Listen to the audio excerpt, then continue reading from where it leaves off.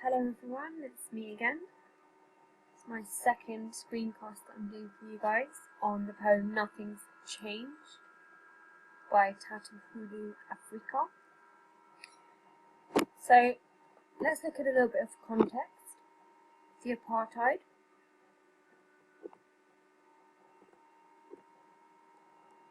Okay, so this is when there was racial segregation in South Africa, as different groups were separated and not allowed to mix. White people had the power while black and coloured people had fewer rights and much poorer standards of living. The apartheid was abolished in the 1990s even.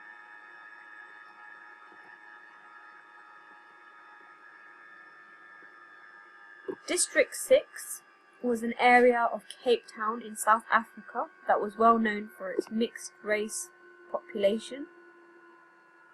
It was a poor district but full of character and home to Muslims, Jews, black and white people, and Afrika bases his poem on a real life setting. The destruction. The apartheid government had homes and shops of black people destroyed in 1966 to create a white-only area. A strong division between black and white people was created in District 6. And unfortunately we see this sort of division in the poem as well. Okay, so let's have a look at the poem itself. Stanza 1. Small round hard stones click under my heels, seeding grasses thrust bearded seeds into trouser cuffs, cans trodden on, crunch in tall purple flowering amiable weeds. So the first thing that really stood out to me, even before looking at stanza 1, I should have commented on, was the actual title itself, Nothing's Changed. And this is of course repeated in the final stanza as well. So it's quite depressing in the sense that, to me, it feels as if the author has seen that he's returned to this place known as District 6, and everything seems the same. So it hints a sense of anger that we'll see throughout the poem. The poet is clearly taking us on a journey. Small round hard stones click under my heels. So the whole of stanza 1 is an actual description of District 6. And through the use of alliteration and onomatopoeia, click, cans, crunch, this is all a reference to the sound of District 6 while we are on this journey with Afrika.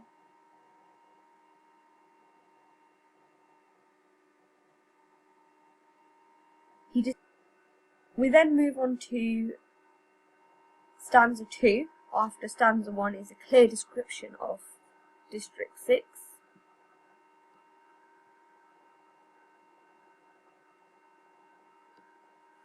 And he starts off with a simple statement, District 6, to reinforce to us that he was actually describing a real place, a place which usually was full of energy.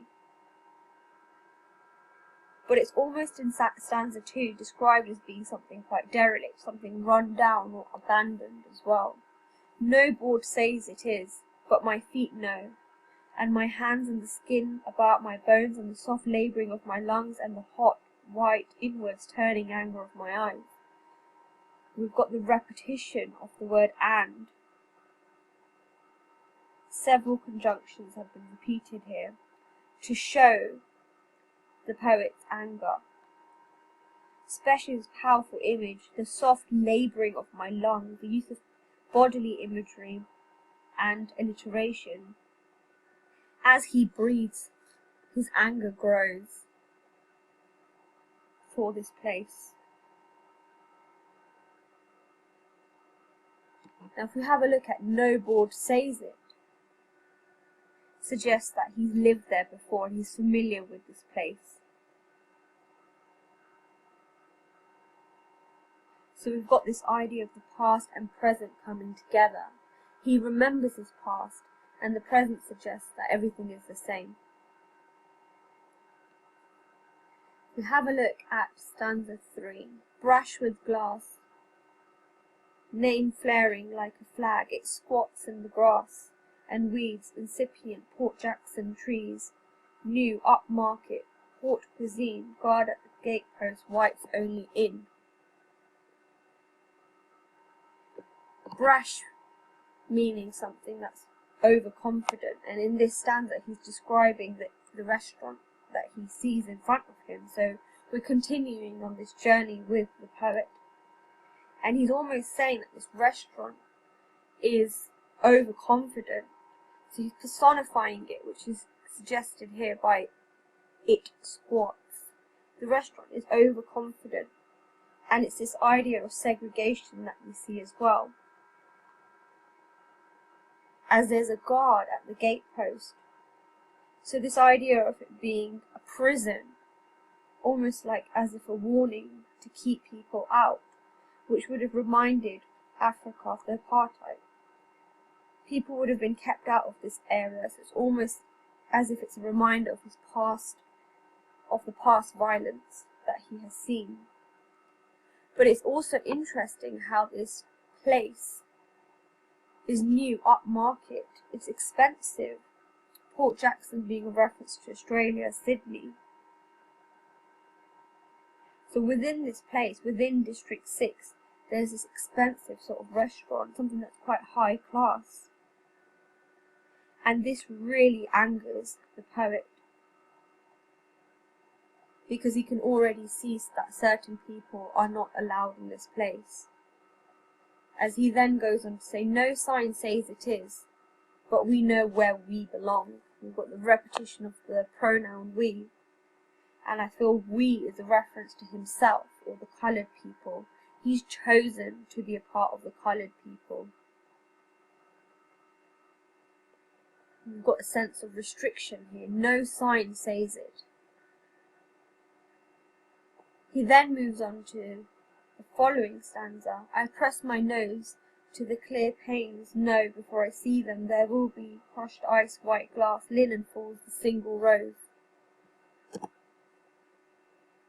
We've got lots of images of luxury here. Now, interestingly, with lots of punctuation, it's something that you really need to think about. Why has the poet used lots of punctuation here? Before I see them. So before he's even seen this place, he already knows. Because by this point, he's realised that there's been no change in District 6. Nothing has changed. We've got these images again of the crushed ice, white glass, the linen falls, so references to the crystal glasses, the linen falls, of course, a reference to tablecloths, and a single rose.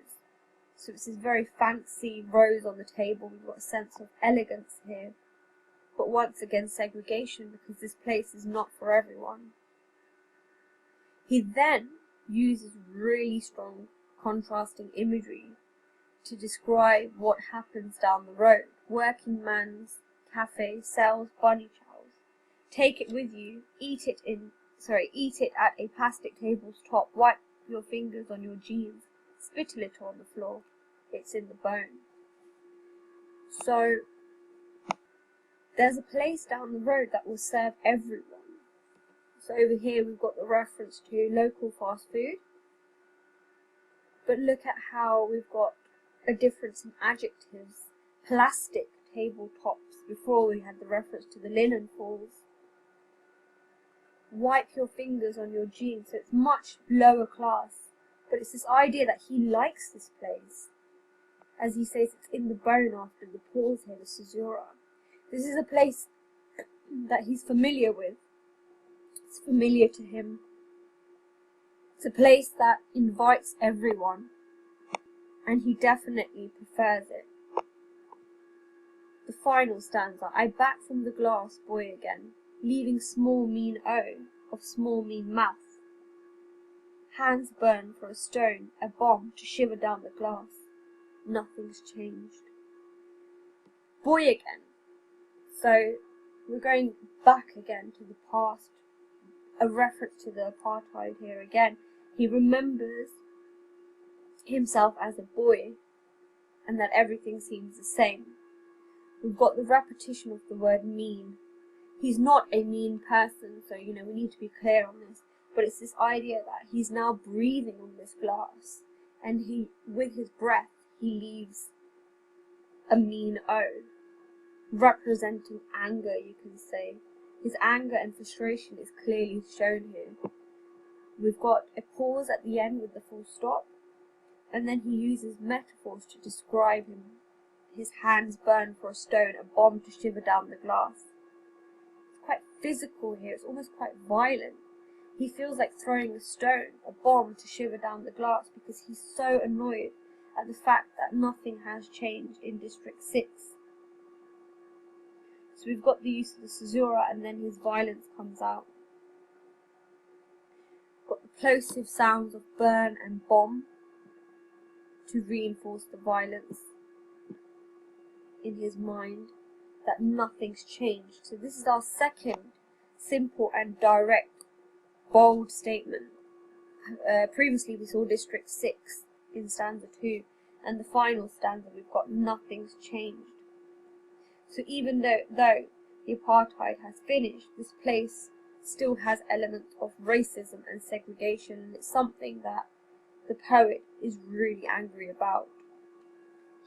Even though he's been to this place before, it's something that angers him even more, because time has passed but people still think in the same way. So just to sort of summarize, the poem is quite negative in the sense that we've got this angry and frustrated tone portrayed by the poet.